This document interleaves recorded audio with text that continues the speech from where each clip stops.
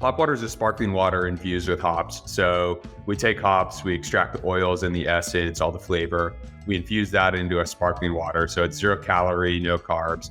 And then we've added a functional stack of ingredients, ashwagandha, L-theanine, as well as vitamin C. So you get a mood boosting benefit as well as some immunity benefit. And that's the product. I can talk more about use cases, how we came up with it, et cetera. But at the base level, it's a hoppy sparkling water and it's delicious.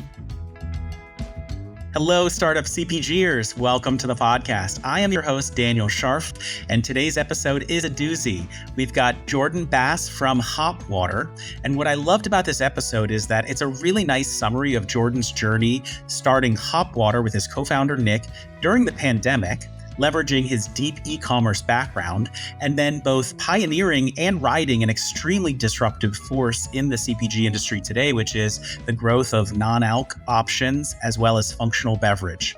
There are a ton of lessons learned here. I hope you're taking notes. Enjoy. Welcome to the Startup CPG podcast. I'm your host, Daniel Scharf, and today we are thrilled to welcome Jordan Bass, CEO and co-founder of Hop Water.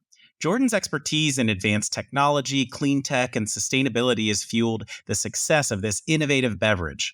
Jordan has a really interesting background, starting in venture capital, later honing his e-commerce skills at the wonderful company and Fiji Water.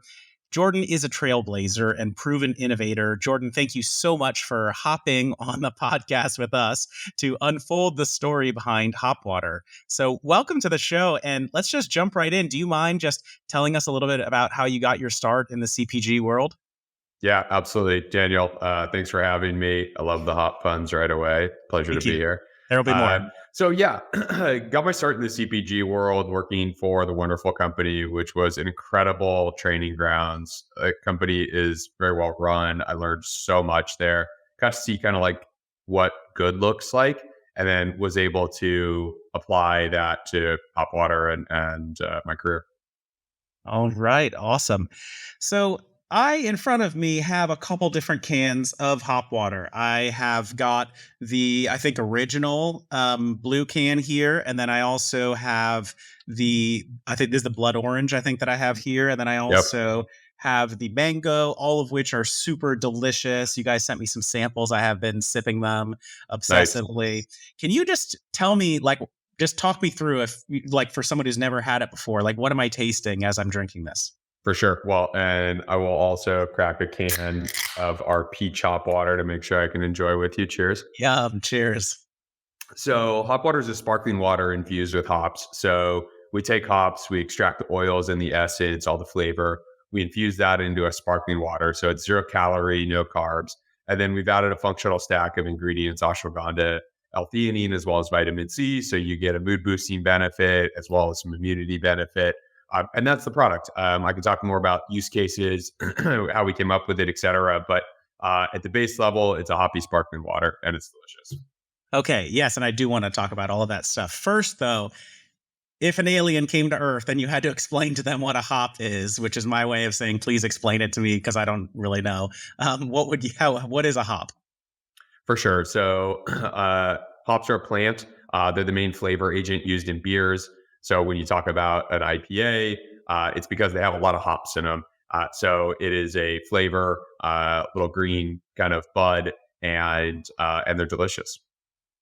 Okay, cool. And so, what was the environment in which you decided to use hops in water? What was going on at the time, either in the industry or just with you personally, that led you to decide to try to make hop water? Yeah, absolutely. So my co-founder, Nick, and I love drinking beer. We grew up in the time when craft beers were really flourishing. Sierra Nevada and Lagunitas and all these guys were kind of coming up. And we found that as we were getting busier and older, there was just a bunch of occasions where we loved that occasion of drinking beer, but we didn't want the alcohol or the calories or carbs. And, Nick and I were buddies here in LA. We were hanging out. We'd watch football on Sundays together, get kind of friends and family together. And, we'd oftentimes have a big meeting the next day or have to get home and crank on a presentation for something or want to go have Sunday dinner with our family and didn't want to have 3 or 4 beers on that Sunday afternoon, but like still loved that occasion of getting together and like cracking a cold one. And we found that having LaCroix is like wasn't that satisfying. We found that a bunch of the non-alc products on the market, when you looked at non-alc beers at the time, didn't taste that good. They still had a bunch of calories and carbs. So it didn't really align with our health and fitness routine when we were kind of like not drinking. And we said, look, like I think we can come up with something better here. We really developed it for ourselves and then launched it. And we're fortunate that we saw a lot of other people had the same use case. And so, I think it is such an interesting product because it really like fits in the middle of a bunch of different things. And even as somebody who drinks it and enjoy it, I still don't know exactly how to categorize it to people. So like, your consumers, what are they shopping for when they pick this up? Are they shopping for sparkling waters, or are they just people who love the taste of beer and they know they can't drink it all the time, so they are Yeah. shopping for this instead? Yeah, I think like to that point, there's a lot of different use cases for the product and it has a broad ranging appeal. I think first and foremost, we're beer forward. And, that's how we came up with the product and our primary placement in store, et cetera, which we can talk about. And what we found, again, I talked about kind of the founding story. What we found as the product got into the market was consumers were just using it throughout the day. And it made us super bullish on the opportunity because while we came up with it, and one of our first ads was actually like a hand holding a beer and it said kind of like your new 5 p.m. So like that was like the initial use case was that, beer replacement. But we found that consumers were enjoying the product throughout the day. It was a lunchtime treat. It was a morning refreshment. And that gave us a ton of conviction to just say like, okay, we've got an even broader, mainstream product on our hands than we initially anticipated. Got it. Okay. And so how is, I think there's so much to go into here, but first, how is it different than a LaCroix, for example? If you think of, they're obviously one of the pioneers who really have exploded the sparkling water category. How is it different from an ingredient perspective? And then also why is a consumer going to choose hop water instead of a LaCroix? For sure. Well, first of all, I would say to everyone listening to this, go out and try one and you can judge for yourself why it's different than a LaCroix. But, if you look at kind of LaCroix and some of those other ones, like, and you look at like flavor trends in general, we see and we think that like consumers are getting sick of like your same old triple berry, whatever. And they're looking for more sophisticated flavors. And really that's what hop water delivers. Hops are a unique taste, they're a little more herbaceous, that brings some citrus notes to them, some pine notes to them. Pairs really well with flavors, but it gives a consumer an opportunity to have a more sophisticated experience. So that's one. Two, it really like we like to say, if you squint with one eye closed, it reminds you of your favorite IPA. There's like these really nice notes of what you would get from a hoppy beer, especially if you try our classic flavor, or we just launched a new flavor that's dry hopped, that really give you this like hoppy experience and can really build that sort of craving for a hoppy beer. Yeah, for me, it's pretty interesting. Just as somebody, I had not had hop water before the last couple months, and just as I'm drinking now and thinking about it, it feels sort of like if I compare it to a LaCroix, it has more substance to it. Like there is Sure. a deeper, satisfying kind of kick to it. Whereas, just me personally, when I drink a LaCroix, the flavors that they use, the natural flavors, come in pretty hot. So it just tastes like more artificial to me. Just, between us and everybody listening, I always had this suspicion that it made me feel a little funny too. But, I think with hop water, I think that's the first thing I notice when I drink the classic flavor is it just like, it's refreshing, but there's depth to it. There's something there that makes you feel like you're drinking something that's authentic and interesting. For sure. Yeah. Do you hear that from people? Yeah, absolutely. And, we intentionally wanted the flavor profile to be approachable.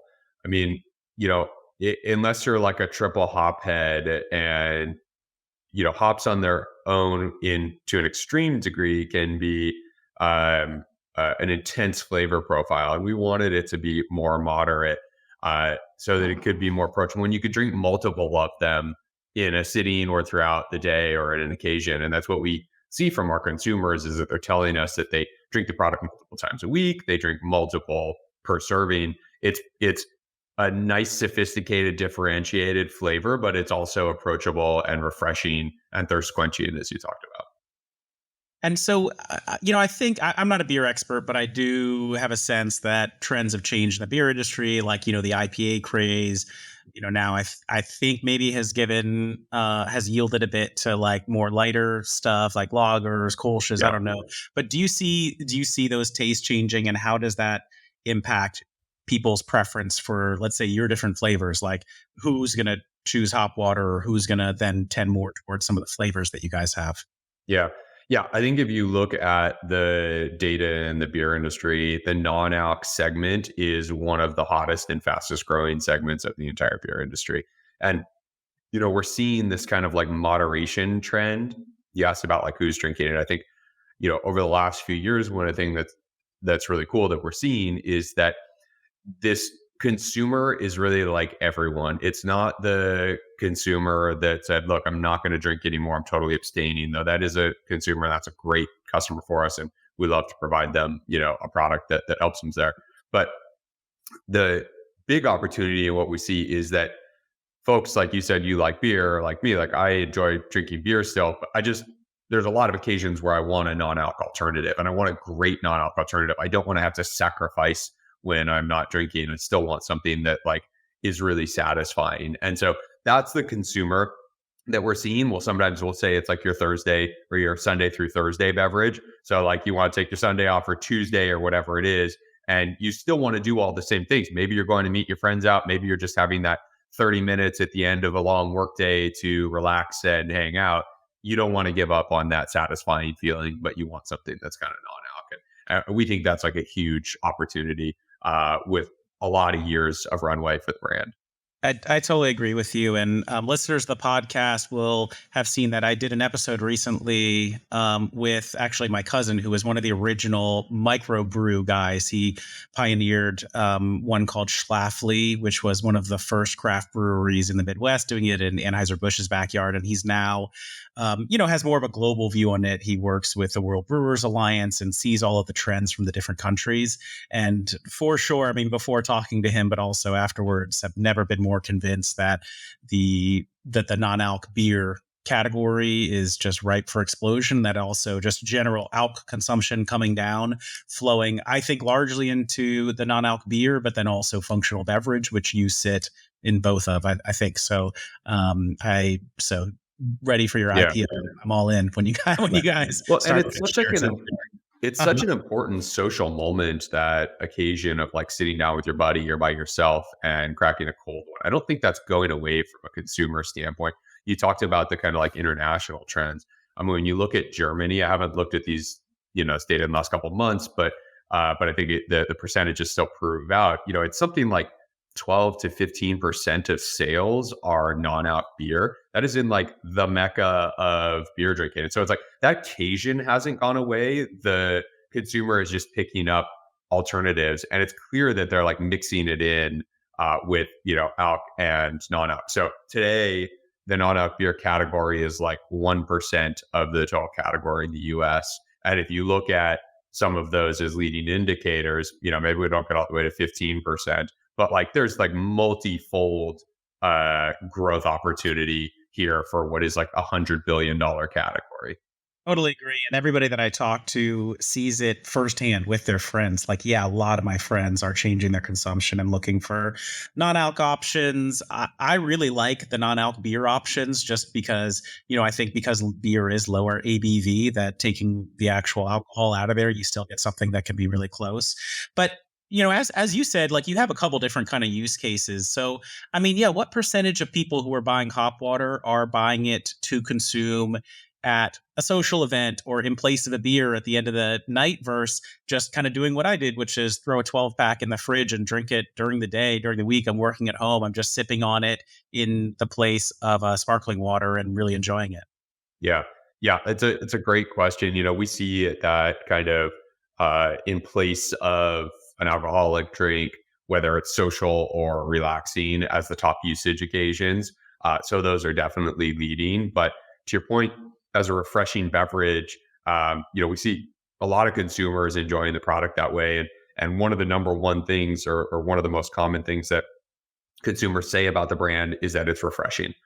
So again, you can imagine all of those occasions, whether it's just sipping on it through the afternoon or in place of your 5 p.m. as we originally started. So yeah, I mean, it's so interesting to me, and I feel like as the consumer, you also kind of can figure that out and figure out how it works best with your lifestyle.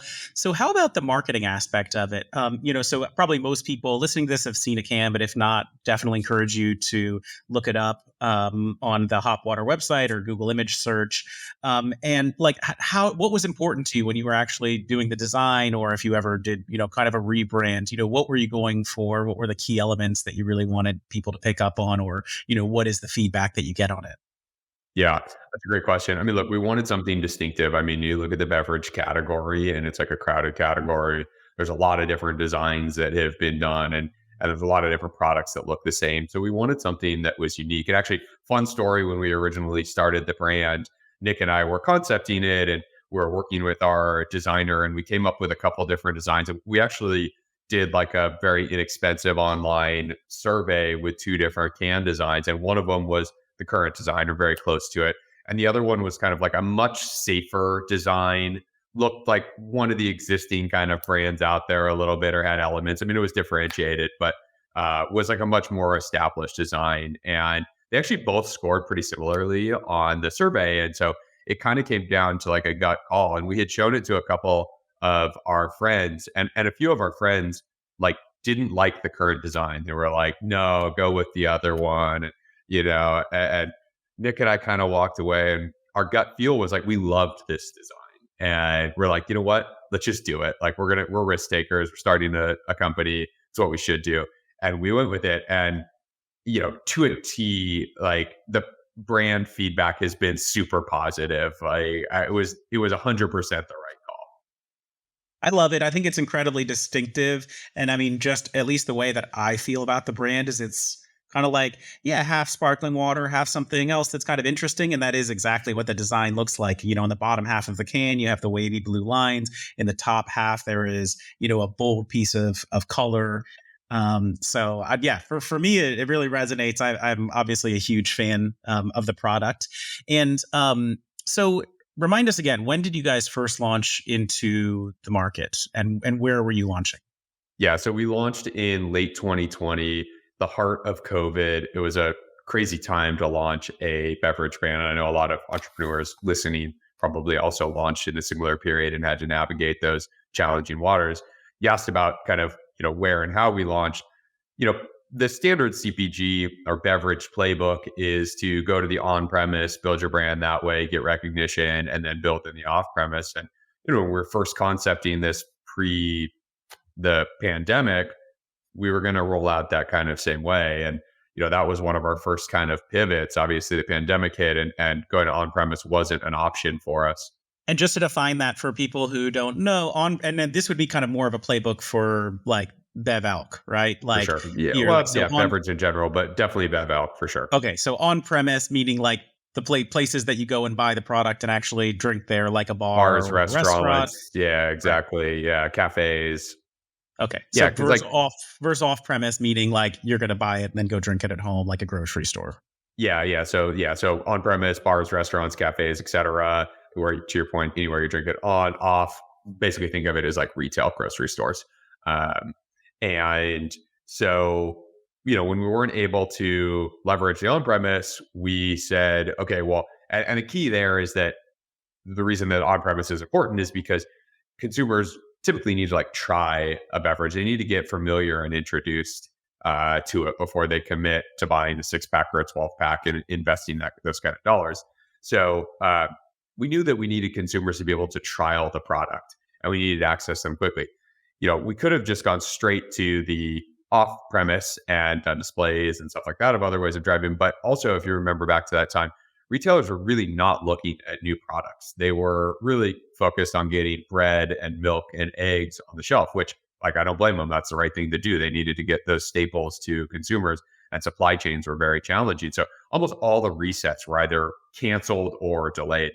So we chose to launch online, and we could get directly to our consumers quickly. Obviously, at that time, online was also a area where there was a lot of consumer traction, and that was really valuable for us because it gave us the initial consumer insights, the initial access to the consumer. We quickly followed that with launching in the off premise. We started with Erewhon here in Los Angeles, where I am, and then built into other natural foods retailers that have a little bit more rolling kind of resets versus the larger retailers. And then we started building from there. Okay. And so, Jordan, you have an incredible e-commerce background. What did you know that really helped you to find your consumers in the early days? Or what were some of the insights that helped you do it in a cost-effective way, find the people that Hop Water was really going to appeal to? Yeah, that's a great question. And we were fortunate that way. Nick and I both have a background in the online space. So we were able to roll out the e-commerce playbook pretty quickly and ramp the business really like right away in the e-com space. Because again, there was not much learning there. We knew the best practices. What Um, are they? What's the e-commerce playbook? I don't know. yeah, there's certainly a lot of them, and we could maybe do another full podcast on the e-com playbook. But look, you want to there's obviously specific paid media channels that work really well. You really want to also make sure that your messaging and your creative and that your organic is building, and you're not just doing paid alone. And I think the double clicking in there to the creative and the tagline side of things, that's become a increasingly important area of digital marketing, period, but e-commerce specifically, as the algorithms have gotten um, uh, as things have changed, privacy requirements and whatnot, CPMs, which is like the measure of the ad costs, have gone up. And so you really need to focus on creative. And we were fortunate we did that in the early days. We actually did a lot of testing. And I would encourage anyone here to test different types of creative, test different types of taglines to optimize your creative, because it's really about your creative winning. And that's what kind of like wins on these platforms. Not only that, but the other thing that's really beneficial about doing that, and we used successfully in the early days, is it gave us insights into what resonated with consumers about talking about our brand. And that's invaluable for a new brand figuring out like, what do my consumers respond to? Got it. Okay. And you mentioned merchandising before. Then once you did get into shelves, or how do you think about it these days? Like if you can pick where you're going to be merchandised, exactly where and what's going to be next to you, what is it? Yeah, I mean, we have the benefit of being able to sit in a lot of places in the store. You'll oftentimes find us in the beer aisle, and that is a great place for us. But we can sit throughout the store. We can sit in the functional beverage space. We can sit in the water section, and we're able to leverage all of those placements pretty effectively, depending on the retailer and the pack size and whatnot. Okay, got it. Um, and so, yeah, what do you? I just think this is going to be one of the most interesting spaces in all of CPG to watch. Is what's going to happen in non-alc beer? What are the innovations that are going to come? What are consumer preferences going to look like? Do you have any predictions and things that you're really paying attention to? I mean, look, I think this category has a long runway. I think to your point, we're already seeing it in consumer preferences. I think not only in alc to non-alc, but in the calorie kind of content and the macros. You alluded to it earlier with like consumers shifting from heavy IPAs to lagers. I think that trend's been going on. The seltzer trend was part of that. So I think you're going to see that continued betterment trend. And that is a long-term macro trend that's going to play out. The other thing I think that's really interesting for our category with non-alc, but also that betterment trend that I talked about, is when you look at the younger generations, younger millennials and Gen Z, like they over-index in both their purchasing and reporting of looking for products with those types of characteristics. So there's this huge demographic wave that's coming that's going to like further accelerate and I think carry these trends over many years and maybe decades. hmm Okay, got it. So, I guess just tracing back then. So, once you started launching into retail, what were some of the big milestones for you? And as that's happening, how much of your energy continues to go into the online channel versus really focusing on succeeding at retail? Yeah, for sure. Well, there's been a lot of milestones along the way. I mean, thinking about getting originally, like I talked about, we started the natural channel, and we were able to get opportunities with some of the kind of like crossover accounts that are natural but a little bit more conventional, and then moved into conventional and into mass retailers, and those were all big milestones along the way for us. And now I think most of my focus is on building our wholesale and retail business. We're majority wholesale, and that's really where the scale comes from. The e-commerce business is still super important for us. It drives a lot of consumer awareness. It drives paid sampling. They're some of our most loyal consumers, and we're able to speak directly to them, test new products with them, get direct feedback from those consumers, and have a relationship there. And then we're able to leverage those consumers as we launch new retailers. But that's really our focus, and where our scale is, or where the scale opportunity is in retail. And I know we talked about it a little bit in the early days, but like, yeah, as you're unlocking the new retailers, what are you doing that you think is really successful to get on people's radars at, this is the country where you haven't been, and marketing a bunch? Like, is it mainly the packaging that you're relying on, or are you doing demos? Are you focusing on price promotions? What's kind of your top 1, 2, 3 things to do to start getting velocities churning? Yeah, that's a great question. And there's also a playbook that we've developed over time there. But I think to hit your top 1, 2, 3 on things that we're doing that are successful, liquid to lips. We talked about in the beginning, like consumers need to try the product, and you kind of said, okay, well, consumers can try it and then integrate it into their life. We see that consumers might try it as a alternative to their favorite beer, and then find that they enjoy drinking the product throughout the day. So getting consumers to trial is the most important thing. Displays are incredibly effective. I mean, that is not only increases your velocity, but then also acts as a branding opportunity in the store. And we can directly see in the data, when we have more secondary displays, the velocity goes up. So that's a huge one. And then third, really leveraging any type of community that you have to get that initial velocity going. We talked about the e-commerce business. We built this incredible community of loyal Hop Water fans and consumers on our e-commerce business. And every time we launch a new retailer, we tell those consumers, hey, look, it's now available in your favorite local retailer. And they kind of rush to the store and help to drive that initial velocity. So those are 3 important tactics that we use to get velocity going. Got it. And yeah, I mean, any special things you've learned just about retail sales in general? And I'll also just give a quick shout out to somebody on your team, Sam, who I've known just from industry events. He's one of your sales guys. I have learned a lot just from watching him, especially at distributor sales shows.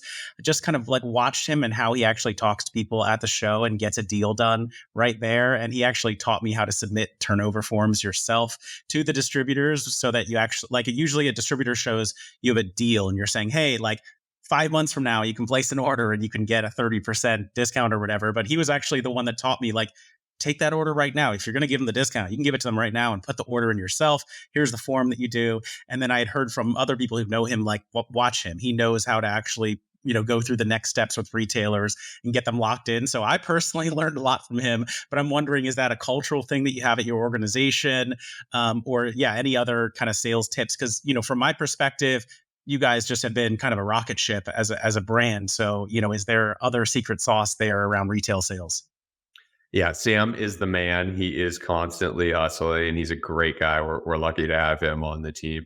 Look, I think there's a lot of them. There's the playbook and executing really well. And I think that's kind of what you're talking about, like figuring out those tips on how you execute super well. And we are constantly talking about that. And I think that is the ethos of our culture at the company, is like just making sure that you're super dialed in and you're executing at a high level. I do think I love the quote that, like, vision without execution is hallucination. And you can have like the best vision and product idea, but if you can't execute it, it doesn't really matter. So we definitely talk about that a lot. The other thing that I think is really important, and Sam exemplifies it, and many others on the team do, is just like finding a solution. When you run into a wall, find the way to go over it, around it, et cetera. I mean, it's like, it's startup, kind of 101, but you have to live and breathe that every single day. In fact, Sam and I were just on the phone talking about an opportunity and how we were going to exactly do that. So it's something that like never stops. And frankly, I find it fun. It's a puzzle, but you've got to have that in your culture and constantly be pushing it. Okay, got it. Very good. So, while you've had all this great success, are there any things that you look back on the early days, like, man, I wish we had fixed that sooner, or figured that out earlier, or switched strategies, or changed art, or gone like not gone after a certain kind of customer, or anything like that from the early days? There's certainly a lot of stories. I mean, some of them were situational, and I think like like we like in the early days you couldn't even get cans, and so I would have like done that a lot differently. We were literally like making phone calls like you're making a drug deal, and someone's like calling you. They're like, I got a truckload of cans. Like, I need cash now. Do you want it? You're like, yes, like I'll meet you here, whatever. It was just like everyone was like trying to hustle to not shut down their production line. So that's one of them. But like in the very early days, like I didn't realize how long it took. It's kind of like, this is probably, beverage and startup 101, but I just didn't realize how long it took to get set up with the distributors. And we would like go in and get a yes from a retailer, and then it was 90 or 120 days or even longer to get set up with a distributor. So anyone that is thinking about, launching a brand, I would just encourage you, like, there are real timelines and you have to get ahead of those. I mean, same thing with the retailer resets. Like, these retailers are working a long way out, and they should be. They have, tens of thousands of products, and, they're working sometimes 12 months out. So you've got to like adhere your business to their schedule and make sure that you're planning far enough in advance, which is not necessarily what most startups do. But the sooner you learn that lesson, the better off you'll be. Yeah, makes sense. That would, yeah, for me, having run a beverage company for a couple of years, getting the chance to at least like do a pilot run to get sales samples as far in advance as possible was very helpful. Even if it's expensive and you don't run through all the cans, but at least just have something to like send to the company that needs to take the picture of your product to get you into a data system, which then unlocks a retailer being able to like actually add you to their system, which then lets the distributor start putting you in their system. Like all of these, it's like Zelda sometimes, like, oh, you need the red key for the blue wizard castle. Like you have to do all this stuff. So the earlier you can start, the better. And then, just going back to like, so, your skill set before starting was so deep in e-commerce. To then get into retail, did you feel like you knew enough to just kind of jump in, or or Nick maybe knew some stuff that you felt like would help you come up with the right retail strategy, or did you lean on mentors or bring in a specific kind of skill set just to like feel like you were going in the right direction? Yeah, good question. Combination of a few things. I felt like being around a great CPG company, I was able to pick up enough about retail that I had the basic building blocks. But beyond that, it was really like partnering with or hiring great people. And we had, advisors along the way in the early days that were able to provide us direction. We hired some great people that knew the playbook. And I think like stepping back and, just thinking about running a company, or really at any level within a company, running a team, it's really important to understand what you're good at and what you're not good at, and then bring people in around you, whether they're on your team or they're partners to you in the organization, that can supplement. Like, no one has every piece of knowledge, and that's why you build great teams, because together you're stronger. So I think we did a pretty effective job of filling in the gaps with like great partners and team members. Yeah. And so who's in your brain trust? If you're like thinking about a new strategy or product, or, who are your friends in the industry that you reach out to probably, more informally, just to trade notes or bounce ideas off each other? Or like, who are some brands that you really respect in different spaces that you try to take inspiration from? Yeah, I mean, we've been fortunate to, meet a lot of great people. And I think, for brands, like leaning on your investor community, and we've got some really great investors, is key. Like, have aligned interests with you, and, hopefully you have great investors like I do. And a lot of times they're industry experts. And so I think that's a good place to start. I definitely suggest that and I've done this for sure, like any, young entrepreneurs or any entrepreneurs, um, find a couple mentors or partners that you really respect and trust. Like Ray Dalio talks about, who I love, talks about like the credibility of advisors. And I think he says, like, try to find someone in the best case scenario that's done it once before, or in a good scenario, twice is the best, or three times like the best case. And so I think when you look at advisors, you can kind of look at that. Okay, this person's been there, done that, like chances are they're going to have really good input for you, and then listen to them. Mm-hmm.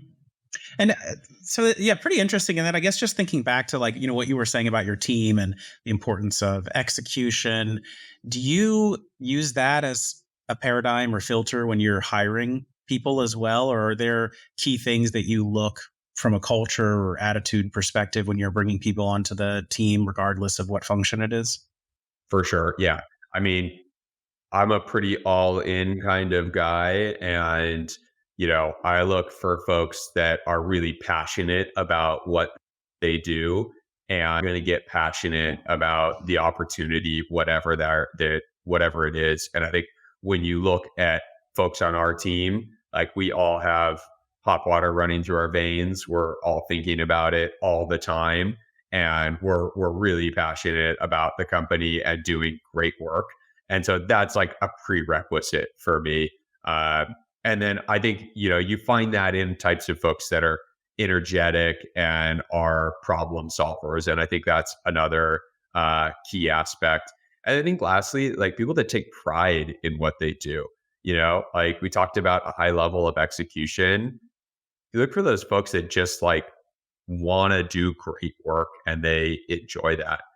So those are a couple key things. And frankly, like people that just don't meet those criteria are probably not going to be a good fit for the company. They're probably not going to enjoy it. We're not going to enjoy, working together. So it's kind of a win-win when you can like filter out, and find people that fit those guidelines.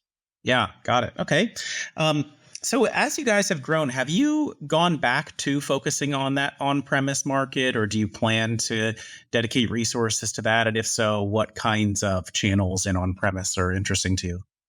Yeah, absolutely. That's a great question, and we definitely have.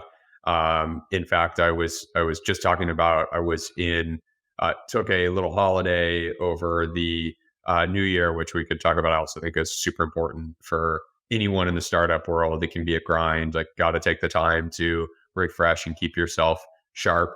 But anyway, I took a little ski holiday on my snowboard and went up to Montana, and we're on the menu at all of those bars and restaurants where we went, and working super well. And it was really cool to see us on those menus and literally on the slopes. I was, of course, drinking a can of hop water and had multiple people come up and say like, "Oh, I had a couple of those last night," or "Oh, I've been meaning to try that brand." So yeah, we're working our way back to the on-premise space, and we find it works in a lot of areas. Whether it's a high-end dining opportunity or experience. I think there's a lot of consumers looking for that kind of non-alc beverage to enjoy with their dinner, or it's a bar and coming after, a long day of, skiing or sporting or whatever it is on the lake, and you just want something refreshing to enjoy with your buddies. So it works in a pretty diverse way.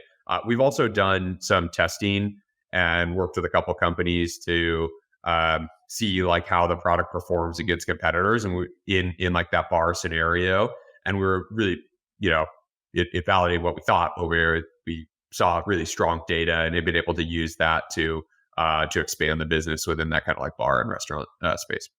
Yeah, it's pretty interesting. I imagine that some of these on-premise locations, whether it's a ski slope or a college or university or something, would be really supportive of you and people choosing your product. Like a ski slope doesn't necessarily want people drinking a ton of beer and hitting the slopes again. There's a lot that can go wrong there. Or like colleges and universities in general, I think are pretty in favor of people finding healthy alternatives to drinking quite as much as a lot of us did, myself included, when they were in college. Do you find any of that eagerness when you're talking to the buyers, the administrations there, where they're like, yeah, we want this product and we also want to work with you to figure out how we can really get people to try it out? We really focus on like our product and the quality and the like consumer trends, what people are enjoying. And I think like, so we focus a little bit more on that selling angle. And we see that works. I think, whether it's a consumer that's abstaining or just moderating and drinking, a couple hot waters in between their beers, like I think that message is resonating with, bar and restaurant owners. The other one that works really well, and we're seeing, um, is like the grab and go cooler when you go into a cafe. You talked about that kind of lunchtime opportunity. Like that is like a huge opportunity that's working really well for us.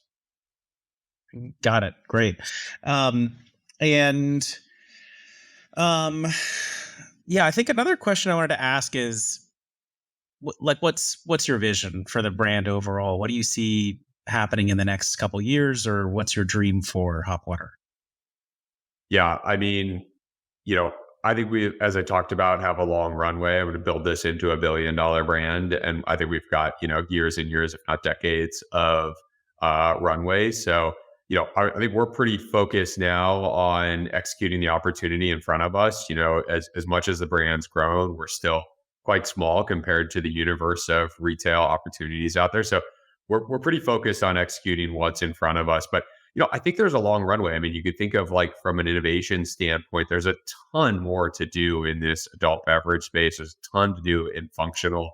So while we're really focused on just executing what's in front of us, I think there's a long runway of both from a consumer standpoint and a product standpoint. And then lastly, I'll mention on that, like we really believe in consumer-led innovation. So we're constantly talking to our consumer and getting feedback from our consumer. And what do they want from us? Where are their drinking habits, and how can we provide a great product for them that supports that going forward? And I think that's what will give us a long life as a brand. Yeah, that makes a ton of sense. And well, at what point would a brand like yours start to think about international opportunities? Has that already come across your radar, or have you thought about when that could make sense for your brand, and how you could approach something like that? For sure. Yeah. I mean, it's definitely something that we've talked about a lot, and we've explored. And I think there are some more intuitive kind of, international markets. You talked about some of them that are a little bit more developed and are not. It's a tough question because it can, while some of those markets can be really attractive, it can also be a bit of a distraction. And there's packaging requirements, there's labeling requirements, there's regulatory requirements.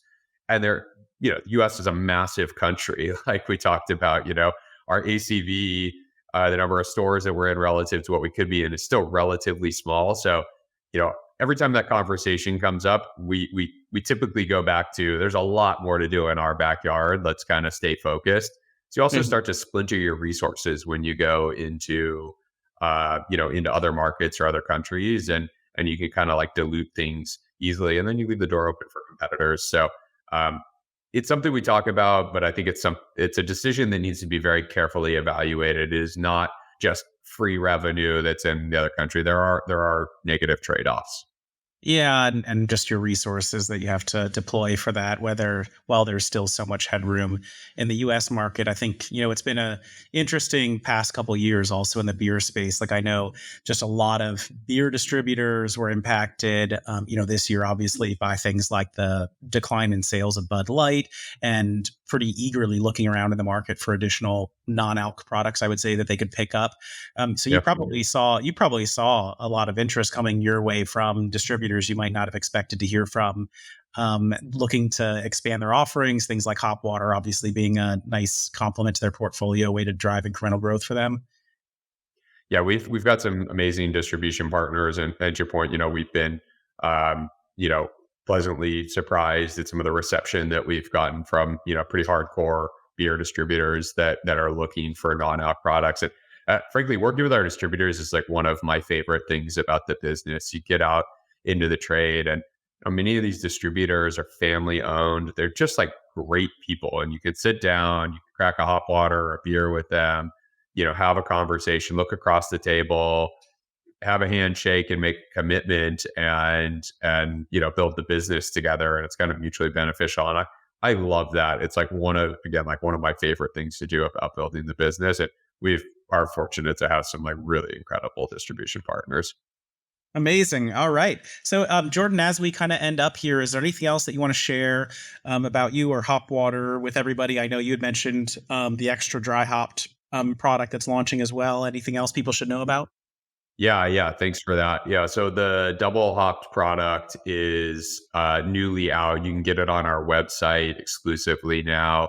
That's one of my favorite recent innovations. I talked earlier about consumer-led innovation, and that product came about because we talked to and listened to our consumers. And if we didn't do that, I think we would have missed out on that opportunity. We asked our consumers, like, what else would you like to see from us? And those kind of hophead consumers said, like, we love your current product, and I'd love something that was like palate wrecking, that was even hoppier. We wouldn't deliver it on that, and that's what the double hop product is. So it's a hop water base, and then we use the same amount of hops as are used in a craft IPA through a cold dry hopping process. And when you taste that, you get really the aroma of a beer and hops. And it's definitely the closest to a beer that we've created. And the consumer reception was like incredibly positive for it. So that was pretty cool. How close does it get? That was really that's really what I was curious about, is like, how close is this going to get in profile to like a Heineken Zero or something like that? Yeah. So like, we're never trying to be exactly a non-alc beer. We'd make a non-alc beer if we wanted to do that. Like, we always wanted to approach things a bit differently. And you don't have the malt notes and whatnot that you have in a beer. So it's not going to be exactly like a beer, but you definitely get the big hoppy notes that you would get in a beer, and especially maybe a lighter beer. So it's definitely in the same family. But I think one of the things, like, it's, some of those beer recipes have been perfected over hundreds of years.